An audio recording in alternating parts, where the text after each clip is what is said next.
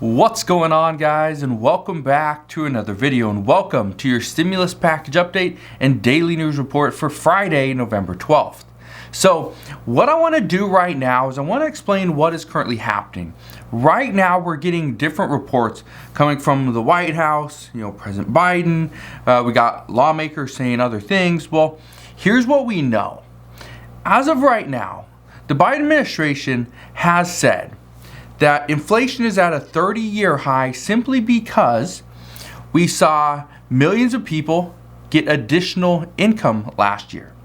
We saw millions of people receive 3 stimulus checks, one for $1,200, one for $600, one for $1,400.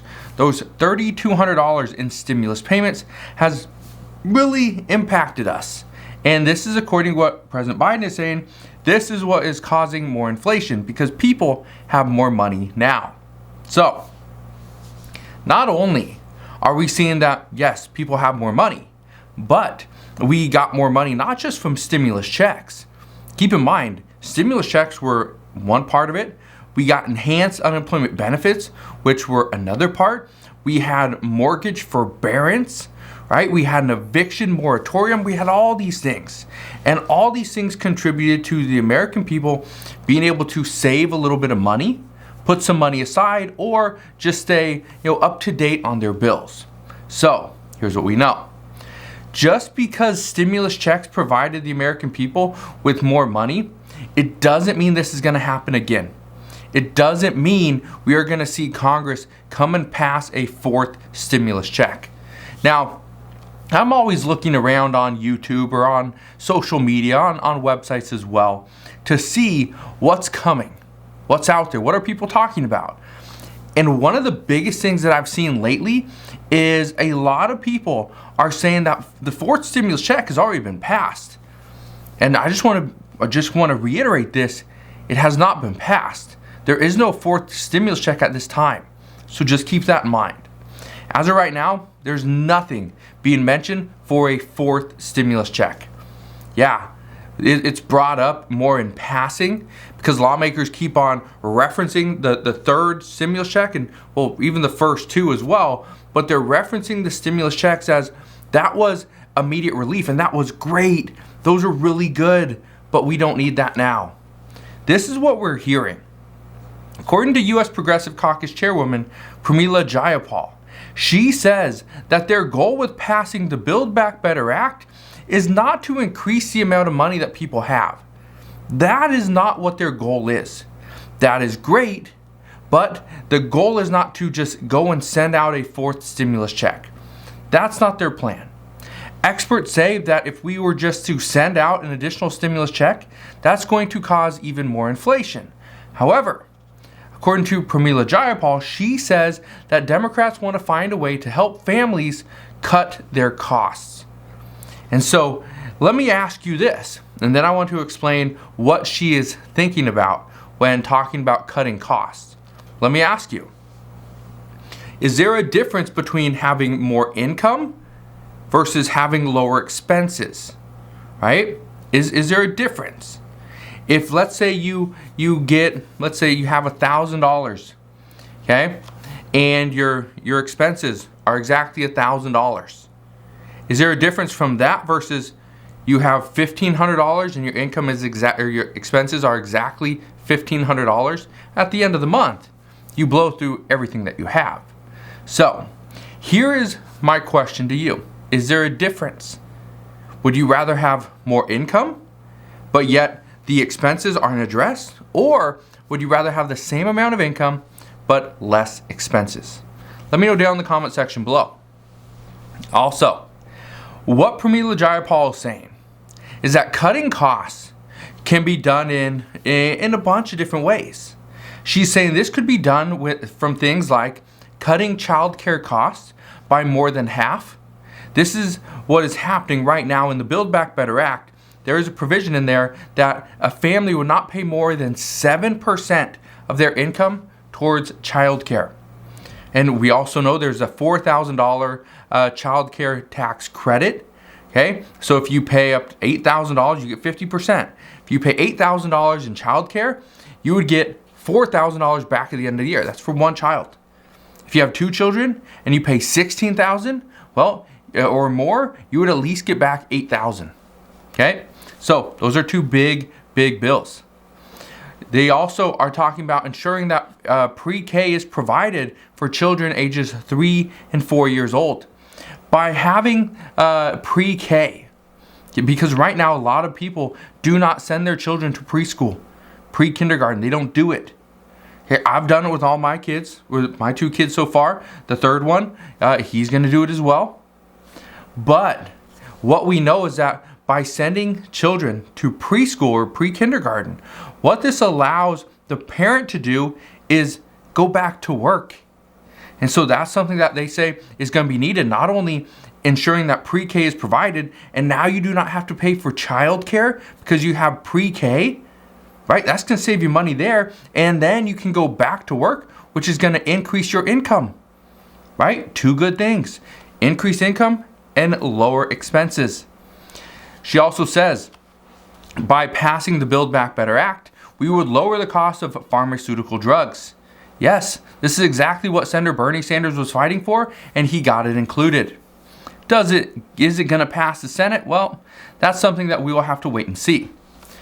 We also know that including hearing into Medicare, this is a big one. And can we get dental and vision as well? If we can, those are going to be 3 big expenses that will be cut. Okay, so good thing there. And she's just saying it's things like this.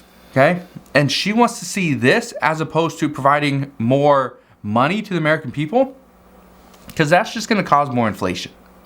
So here's what I can tell you. A stimulus check, it was seen as a good idea. However, it was seen as a good idea in the past because we needed immediate relief. However, the Biden administration, according to reports, doesn't believe that immediate relief through added income is the answer at this time. They believe that reducing costs just makes more sense, especially for the long term. So, at this time, the biggest increase that we're seeing, just to give you an idea, and you probably know this, is at the pumps. It costs more money to put gas in our cars. It's going to cost more money to heat our homes. So that is going to be a big issue. However, President Biden, okay, and he didn't really go into this whole idea of, hey, let's pass this Build Back Better Act. He didn't go into this thinking we were still going to be talking about inflation, because he was getting his reports, his updates from the Federal Reserve, who's telling us inflation is transitory. However, at this time, it is not. We are seeing inflation. It does not look like it's going away in the next couple of months. So the expectation is we will continue to fight inflation over the next 6 to 12 months at least. So President Biden, his plan he had this plan to let's reduce the price at the pumps. Let's give a little bit of relief to the American people. How do we do that? Well, it's simple. All we have to do is go and produce more gas. That's it. Just produce more. No big deal, right? Well, OPEC has already stated that they're not going to do it. They're not going to do any more than they already have. And according to experts, with a limited amount of drivers and people to transport gasoline across the United States, this is going to put a slow to President Biden's plans. So, here's what I can tell you. All the talks right now of additional inflation and passing the Build Back Better Act, we still don't know what they're going to do. We still do not know if Senator Joe Manchin will support the Build Back Better Act, how it stands right now. The expectation is he will support the majority of the bill. He has negotiated different pieces in this bill. However, they don't know if he will support the entire bill as it stands. Okay? So, here's what I can tell you. Reports have indicated that any bill at this time that passes through the House of Representatives will most likely head over to the Senate, and it would have to be heavily altered in order to pass. We do know that Senator Manchin will most likely be behind the majority of these changes, but just understand, he's not the only one that has issues. There's many people that have issues. We know Republicans are not going to vote for it. They will probably not provide one single vote. Okay, I don't expect this to happen. But Senator Joe Manchin, he doesn't support many provisions in the bill. Senator Bernie Sanders wants to see more added to it. But if we add more to it, will the bill get a little bit more expensive? And if it does, will Senator Joe Manchin and Kyrsten Sinema support that bill either? We don't know. There's others that say that they want to see their agenda in the bill as well, because right now what we're seeing is many people have not got what they want into this bill. President Biden has came out saying that, it is what it is. Not everybody's going to win, not everybody's going to be happy, but this is the nature of the Senate is we have to compromise, we have to negotiate, and we have to come up with a common consensus. Well, who knows if that's actually going to happen. So, as we know more there, I promise I'll fill you in on what we know and what we are learning. But as of right now, there's a lot of unanswered questions. We're still waiting on the CBO. Right? We do not have the CBO score, and we need that before the House will even pass this bill. So again, it should happen probably next week, or at least that's the hope. Let's talk about vaccines for a second. And I want to talk about vaccines because over the past few weeks, according to reports, millions of Americans have decided, you know what, I do want to go and get the vaccine, which is fine, okay? But here's the thing. And again, reports are stating that millions of Americans have decided to cave to the vaccine mandates and get the shot. However, at this time, what they're doing is they're trying to undo the effects of the shot as well. Here's what's happening. Across the internet, there are multiple videos, a bunch of different articles on how you reduce the effects of a vaccine in your body, how you can pull it out, right? Detox your body. And one of the things that I've been reading recently was there's a doctor that says you can detox the vaccine. Here's what you do. And again, there's no scientific evidence that this even works. Okay? But I want to bring this to your attention and give you the reason why people are doing this. What we are hearing is that people need that vaccine card. Okay? They need that card in order to work, in order to go into restaurants, to movie theaters, sporting events, whatever. So in order to get that card, there's two different things you can do. You can actually go get the vaccine and you get the card. Or you do it illegally, which isn't recommended. It's actually a federal crime to go and produce a fake card. So what we are hearing is that people are going out, getting the vaccine, and then, according to many reports, they're going home and making themselves a bath. They're taking a bath and they're putting things like baking soda, Epsom salt, and borax in this, as well as other ingredients, in order to detox the vaccine out of their body. They go and get the vaccine, get the shot, right? Then they go and try to detox it out of their body. What I can say is, again, there's no scientific studies that prove that this even works. Okay? This is just a theory, but many people are doing it. However, parents have said for years, and again, this all came about, it's not from COVID. This is not where this whole thing originated from. What we know is that many parents, back when schools mandated certain vaccines and shots in order to attend school, many parents tried to do what they could to get their child into the school. If they had to get a vaccine, fine, they'll get the vaccine, but they'll come home, they'll take a bath, and they will detox their body, right? So just understand, getting the vaccine, okay, and then trying to remove it is not something that can be done through a bath.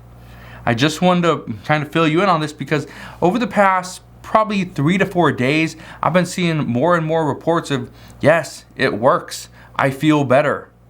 Maybe that's the case. Could be more of a placebo effect, but who knows, right? But I just wanted to warn you guys, if you are considering getting the vaccine, just understand, I don't believe there's a way to pull the vaccine out of your body through a bath, okay? And that, again, that's not just from me thinking that is from actual studies that no, you cannot just pull a vaccine right out of your body. So that's what we know at this time, but as always, as I know more, I promise I'll come back on and share all the latest news and updates. Again, thank you guys for watching. Have a wonderful rest of your Friday. Consider subscribing, and I'll see you guys on the next one.